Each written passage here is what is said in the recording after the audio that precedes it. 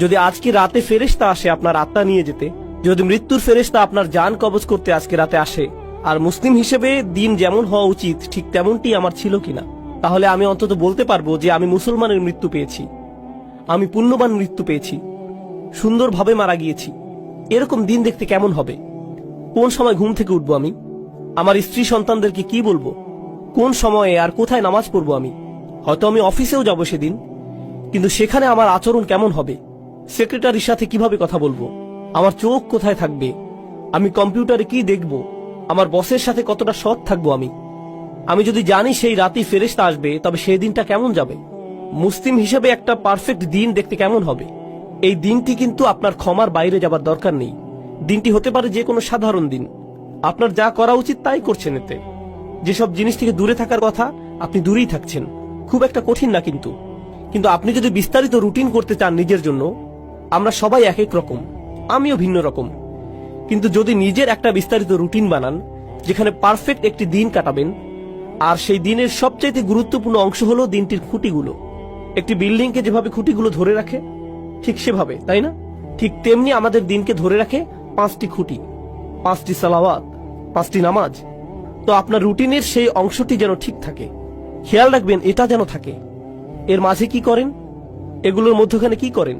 ইন্নাস সালাতা কানাত আলাল মুমিনিনা কিতাবাম মাওকুতা। যেটা অর্জন করা সম্ভব সেটার প্রতি আমার আপনার কাজ করা উচিত। এটা আমি আপনি কিন্তু অর্জন করতে পারি। আমার দৈনন্দিন চিত্র এমনই হওয়া উচিত। কিন্তু কেন এমন হয় না দিনগুলো? কেন দেরিতে ঘুম থেকে উঠি আমি? সম্ভবত দেরিতে ঘুমাতে যাই। তাই কেন এত দেরিতে ঘুমাতে যাই? কারণ সম্ভবত মধ্যরাত পর্যন্ত আমি মুভি দেখি। সম্ভবত সেটা বন্ধ করে সময় মতো ঘুমাতে যাওয়া উচিত আমার। কেন দোয়া করার সময় আমার কখনো কান্না আসে না? সম্ভবত আমি অনেকদিন যাবত আল্লাহর ঘরে যাইনি, তার কাছে যাইনি। শুধুমাত্র সেখানে যাই জুমার সময়, তাও আবার যখন তা একেবারে শেষের দিকে, যেন আবার নিজের জীবনে ছুটে যেতে পারি। কেন প্রত্যেকবার সালাতে যখন সিজদায় যাই উঠে দাঁড়ানোর জন্য ছটফট করি?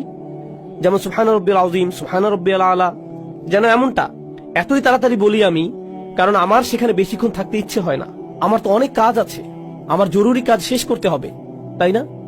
আল্লাহর সামনে নিজের মাথা নিচু করার চাইতে জরুরি আর কি হতে পারে? আমি বুঝি না আমরা কিভাবে নিজেদের বুঝ দিতে পারি এটা নিয়ে। সেই একটি জিনিস যা আল্লাহ তাকে করতে বলেছিলেন, সেই একটি জিনিস যা সে করতে অস্বীকার করেছিল, এই একটি জিনিস আমাদের তিনি প্রতিদিন করতে বলেছেন। আর আমরা যদি করিও সেটা যেন কৌতুক, কোন রকম করে দৌড়। এটা তো কিছুই না। কি এটা? সিজদা। এজন্যই আপনার উচিত দিনের রুটিন বানানো। এখন আয়াতটি শুনুন, ইন্নামাত তাওবাতু আলাল্লাহ। তাওবা শুধুমাত্র আল্লাহর জিম্মাদারিতে। আল্লাহ যে শব্দটি বলেছেন ইন্নামা কালিমাতুল হাসাল বিহাদিহিল আয়াহ, এই শব্দের মানে কি? এর মানে হলো আল্লাহ যা বলবেন এখন তা হলো একটি বিশেষ চুক্তি, শুধুমাত্র নির্দিষ্ট কিছু ব্যক্তির উপর কার্যকর করা হবে, সবার জন্য এটা না। এটা শুধুই তাদের জন্য যাদের বর্ণনা এখন দেয়া হবে। তিনি বলছেন আলাল্লাহ, কিছুই আল্লাহর উপর বাধ্যতামূলক নয়। আল্লাহ কিছুই করতে বাধ্য নন, শুধুমাত্র যা নিজের উপর বাধ্যতামূলক করেন সেগুলো ছাড়া। তিনি বলছেন আলাল্লাহ, আল্লাহর উপর এটা বাধ্যতামূলক যে তিনি নির্দিষ্ট ব্যক্তিদের তাওবা কবুল করবেন। আল্লাহ কিছু মানুষের তাওবা কবুল করাকে নিজের উপর আবশ্যক করে নিয়েছেন। কারা এই লোক? লিল্লাযীনা ইয়ামালুনা সুআ বিজাহালাতিন, সেই লোক যারা পাপ করে। এখানে আমি সাধারণ অনুবাদ করে দিচ্ছি, যারা পাপ করে। আল্লাহ মাত্রই বললেন তিনি নিজের জন্য যারা পাপ করে তাদের ক্ষমা করা বাধ্যতামূলক করে নিয়েছেন। তিনি কিন্তু আরো বলেছেন, চলুন দেখি এই লোকগুলো কারা। আর সেটার আগে ইয়ামালুন শব্দের প্রতি একটু মনোযোগ আকর্ষণ করছি। ইয়াফআলুন শব্দের তুলনায় আরবি ভাষায় কিছু করা বোঝাতে 2টি শব্দ আছে, ইয়াসনাউনও আছে। এগুলো সবই কিছু করা বোঝাতে ব্যবহৃত হয়। ইয়ামালুন মানে হলো আপনার উদ্দেশ্য ছিল, এমন না যে আপনার ভুল হয়েছে, বরং আপনি করেছেন, আপনি জানতেন কি করছেন, আপনি ভুল করেছেন। এটা এমন না যে আপনি কিছু একটা বলে ফেললেন কিন্তু বলার সময় খেয়াল ছিল না যে ভুল করছেন, সেটা উদ্দেশ্যহীন ভাবে। আমি উদ্দেশ্যের কথা বলছি, এটা কোনো ভুল নয়।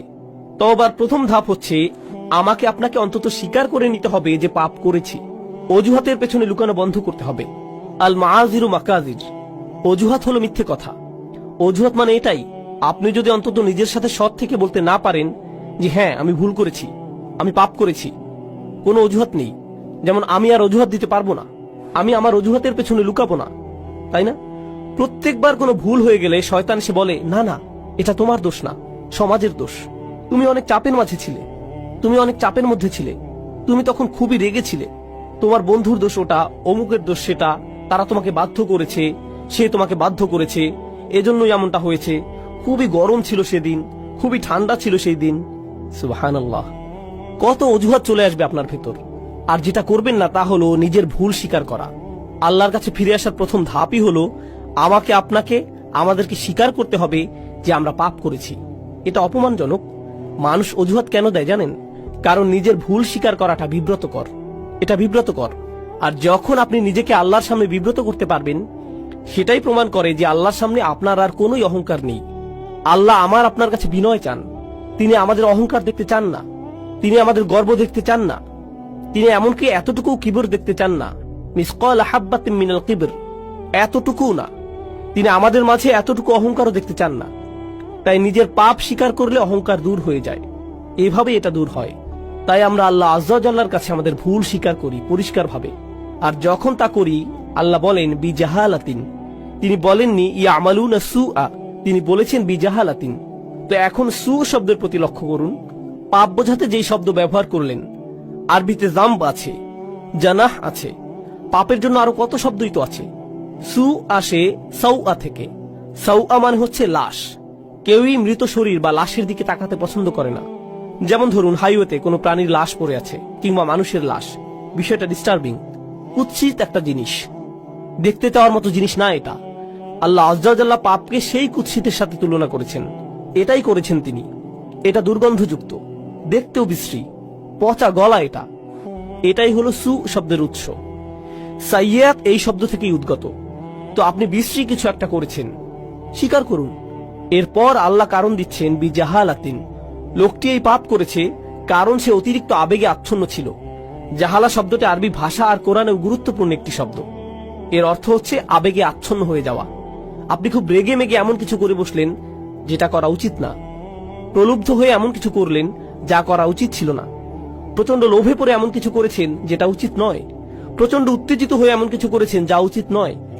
এরকম সময়ই মানুষ যা উচিত নয় তা করে বসে। যখন তারা উত্তেজিত হয়ে যায়, কোনো আবেগে আচ্ছন্ন হয়ে যায়, সেই আবেগটি ভয়, ক্রোধ, লোভ, হিংসা, লালসা, প্রলোভন যাই হোক না কেন, তারা এই আবেগে তাড়িত হয়ে মন্দ কিছু করে ফেলে।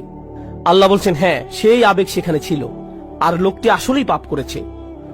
সুম্মা ইয়াতুবুনা মিন করিব, আর সাথে সাথেই তারা আল্লাহর কাছে ফিরে বলে, ইয়া আল্লাহ, আমি করে ফেলেছি, আমি জানি আমি করে ফেলেছি, আমি একটা মানুষ, আমি জানি আমি পারফেক্ট দিন শুরু করেছিলাম আর সেই পারফেক্ট দিনটি সুন্দর করার চেষ্টাও করেছিলাম, কিন্তু পথিমধ্যে এই ভুলটি করে ফেলেছি, আবেগে আচ্ছন্ন হয়ে এই পাপটি করে ফেলেছি। এখন আপনার দিকে ফিরে এসে ওয়াদা করছি এমন কাজ আর কখনো করব না। ইয়া আল্লাহ, যা করেছি এজন্য আমি লজ্জিত। এখন আপনি আল্লাহ আজ্জা ওয়া জাল্লার সাথে কথা বলছেন। এই কথোপকথন আরবিতেই হতে হবে এমন কোনো কথা নেই, কিন্তু আপনি নিজের ভাষাতে এই কথা বলতে পারেন। আল্লাহ আজ্জা ওয়া জাল্লা সকল ভাষার শিক্ষক। আমি আপনি আল্লাহর কাছে ফিরে এসে যা যা ভুল আগে করেছি তা স্বীকার করব। ফাউলাইকা ইয়াতুবুল্লাহু আলাইহিম, তারাই সেই সব লোক যাদের তাওবা আল্লাহ কবুল করেন, তারাই সেই সব মানুষ যাদের জন্য তিনি দরজা খুলে দিতে চান।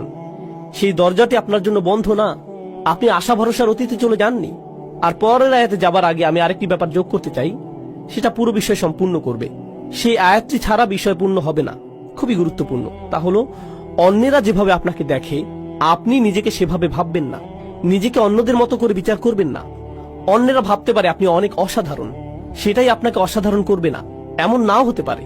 মানুষ আবু বকর সিদ্দিক রাদিয়াল্লাহু আনহুর কাছে এসে বলতো, আপনি খুবই ভালো।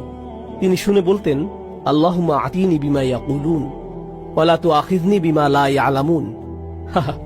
তিনি বলতেন, ইয়া আল্লাহ, তারা যা সত্য মনে করে সেটা আমাকে দিন, আর তাদের যেটার জ্ঞান নেই সেটার কারণে আমাকে পাকড়াও করবেন না। তাদের কোনোই জ্ঞান নেই, তিনি নিজেই জানতেন। অন্যেরা তার সম্পর্কে কি বলে সেটাতে তিনি অভিভূত হতেন না। একই সাথে অন্যেরা আপনার সম্পর্কে যেই খারাপ কথা বলে সেটা দিয়েও নিজের বিচার করবেন না। আপনি খুব খারাপ, আপনি দুর্নীতিগ্রস্ত, আপনি মুনাফিক, আপনি মিথ্যুক, আপনি ভণ্ড, আপনি অভদ্র, আপনি জাহান্নামে যাবেন, ইত্যাদি ইত্যাদি ইত্যাদি ইত্যাদি। এগুলোর কোনোই অর্থ নেই। মানুষ আপনাকে চেনে না, আল্লাহ জানেন।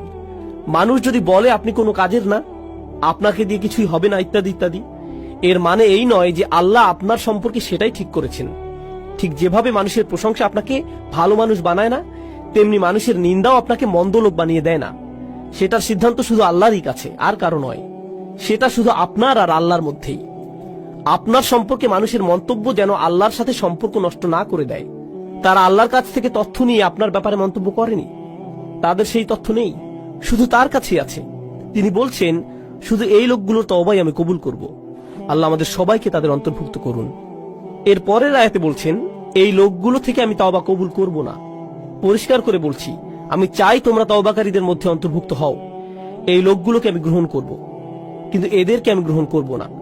লাইসাতুত তাওবাতু লিল্লাযীনা ইয়ামালুনা সাইয়্যাত, যারা পাপ করতে থাকে একের পর এক একের পর এক। আগের আয়াতে শব্দটি ছিল সু, মুফরাদ, একবচন। এখন আমরা পাচ্ছি সাইয়্যাত, বহুবচন। এর মানে হচ্ছে সে বারবার গুনাহ করে আর বলে, আরে আস্তাগফিরুল্লাহ, করা উচিত ছিল না, কিন্তু কালকে আবার করব, এরপর আবার আস্তাগফিরুল্লাহ বলবো, সমস্যা নেই। তারা নিজেদের পাপের প্রতি আসক্ত না, বারবার বারবার তারা করতেই থাকে না। নিজেদের বলে না তাওবার দরজা তো খোলাই আছে, আমি আরেকটু মজা করে নিতে পারি। এটা আসলে হলো খ্রিস্টান মানসিকতা। আমি রবিবার যে ক্ষমা চেয়ে নেব, পুরো সপ্তাহ পার্টি করে নেই, তাই না? এরপর রবিবার আবার যে খাতা পরিষ্কার করে আসব। এভাবে আমাদের দিন চলে না। আল্লাহ নিশ্চিত করেছেন যেন আমরা তার দিন নিয়ে এভাবে খেলা না করি। তাই তিনি বলছেন, যেসব মানুষ বারবার গুনাহ করে, বারবার ফিরে যায়, এই চিন্তা করে যে ক্ষমা চাইবে আর সব ঠিক হয়ে যাবে, এমনটা গ্রহণযোগ্য নয়। এভাবে আল্লাহ আজ্জা জাল্লার সাথে খেলা করা যাবে না। ওয়ালাইসাতিত তাওবাতু লিল্লাযীনা ইয়ামালুনা সাইয়্যাত হাত্তা ইযা হাদারা আহাদুহুমুল মাউত, অবশেষে তাদের কারো মৃত্যু চলে আসে। ক্বালা ইন্নী তুবতুল আন, আমি আসলেই তওবা করছি, এই শেষ, আর কখনো করব না। একবার আমি প্লেনে যাচ্ছিলাম, আর সাধারণত যখন প্লেনে চড়ি আমি ঘুমিয়ে যাই। তো আমি যাচ্ছি আর আমার আশেপাশে দেখছি মানুষজন তাদের আইপডে অথবা আইপ্যাডে বা তাদের ল্যাপটপে বসে মুভি দেখছে, অথবা তাস খেলছে, গান শুনছে, প্লেনে বসে মাথা দুলাচ্ছে, তাই না? তো ঘুম ভেঙে দেখি প্লেন হঠাৎ 50 ফিটের মতো নেমে গেছে, কেবিনের প্রেসার বদলে গেল, মালাকুল মউতের কাপগুলো নেমে এলো, তাই না? তখন আশেপাশে সবাইকে কি করতে দেখেন? সবাই দোয়া করছে, একেবারে সবাই। ও আল্লাহ, আমি সরি, আমি সরি, আমি সরি। সবাই এমন করছে। কি ধর্ম সেটা আসে যায় না, সবাই দোয়া করছে। এরপর ক্যাপ্টেন ক্ষমা চাইলো, কাপগুলো উপরে উঠে এলো, প্লেন আবার স্থির হলো। এরপর কি হয় বলুন তো? প্লে বাটন আবার চাপ দেয়। আর অসাধারণ সিন দেখছিলাম তো আমি। আবার তারা স্বাভাবিক হয়ে যায়। এটাই হলো আল্লাহ আজ্জা জাল্লার সাথে ক্রিয়া কৌতুক। মৃত্যু যখন চলে আসে তখন তারা ক্ষমা প্রার্থনা করতে থাকে, ইন্নী তুবতুল আন ওয়ালাল্লাযীনা ইয়ামুতুনা ওয়া হুম কুফার। কিংবা তারাও না যারা অবিশ্বাসী অবস্থায় মারা যায়, মানে যারা তাওবা নিয়ে খেলা করে আর যারা কুফফার অবিশ্বাসী অবস্থায় মারা যায়, আল্লাহর কাছে দুটোই সমান। তিনি তাদের একই আয়াতে ফেলেছেন, একইভাবে বিচার করছেন তাদের। আমি তাদের তওবা কবুল করব না যারা অবিশ্বাসী অবস্থায় মারা যায়, আর আমি তাদেরও ক্ষমা করব না যারা বারবার পাপ করতেই থাকে, মনে করে যে খেলা করছে। তারা বারবার করতেই থাকে, শুধুমাত্র তারা মনে করে যে তারা পার পেয়ে যাবে, কিন্তু এমনটা হবে না। উলাইকা আ'তাদনা লাহুম আযাবান আলীম, তারাই সেই সব মানুষ যাদের জন্য কষ্টকর শাস্তি প্রস্তুত করেছি। আল্লাহর সাথে আমাদের আচরণ হবে প্রথমত নিজের ভুল স্বীকার করা, দ্বিতীয় ধাপ আল্লাহর দিকে ফিরে যেয়ে তার কাছেই পাপ থেকে বের হবার দোয়া করা, আর তিনি সেটা করবেন। আপনি বলবেন না যে গুনাহটি আমার থেকে বেশি শক্তিশালী, কারণ আল্লাহ বলছেন, লা ইউকাল্লিফুল্লাহু নাফসান ইল্লা উসআহা। আল্লাহ কারো উপরই সাধ্যাতীত বোঝা চাপিয়ে দেন না। আপনি সামলাতে পারবেন বলেই আপনাকে মানুষ হিসেবে বানানো হয়েছে। আপনি আপনার পাপের চাইতে শক্তিশালী, আল্লাহ আজ্জা জাল্লাহ সেটা জানেন। আপনি নিজেকে প্রবোধ দেবেন না, নিজেকে ভুল বুঝিয়ে বেঁচে যাবেন না। আপনি যেই পাপে জর্জরিত থাকেন না কেন, আপনি সেটার চাইতে শক্তিশালী। এটাই আল্লাহ আমার আপনার জন্য করেছেন। তিনি আমাদেরকে সম্মানিত করেছেন। তিনি আমাদেরকে সম্মানিত না করলে আমাদের পাপ আমাদের চাইতে শক্তিধর হয়ে যেত, শয়তান আমাদের চাইতে ক্ষমতাধর হয়ে যেত। ইন্না ইবাদি লাইসা লাকা আলাইহিম সুলতান, আমার বান্দার উপর তোমার কোনো কর্তৃত্বই থাকবে না। আল্লাহ শয়তানকে বলেছিলেন তোমার কোনো কর্তৃত্ব থাকবে না তাদের উপর, অর্থাৎ সমস্ত মন্দের উৎস শয়তানের কোনো ক্ষমতাই নেই মানুষের উপর। তাই আমাদের অজুহাত দেবার আর কোনো কারণ নেই। আপনি আপনার পাপ স্বীকার করুন, আমরা আল্লাহর দিকে ফিরে গিয়ে আমাদের ভুলকে মেনে নেই। এরপর আন্তরিকভাবে আল্লাহর কাছে ওয়াদা করুন যে এসব থেকে দূরে থাকবেন। আন্তরিকভাবে আল্লাহর কাছে ওয়াদা দিন এসব থেকে দূরে থাকবার। আপনার ক্ষমতায় যতটুকু আছে তা দিয়ে জীবন বদলে দেবার চেষ্টা করুন। সেই পাপ থেকে দূরে থাকুন, সেটা মন্দ বন্ধুদের থেকে আসুক, কিংবা কম্পিউটারের সাথে একা থাকার মাধ্যমে হোক, কিংবা অফিসের কলিগদের থেকে, যেখান থেকেই আসুক না কেন। আপনার জীবন থেকে সেসব বদলানোর চেষ্টা করুন। এটাই হলো তাওবা।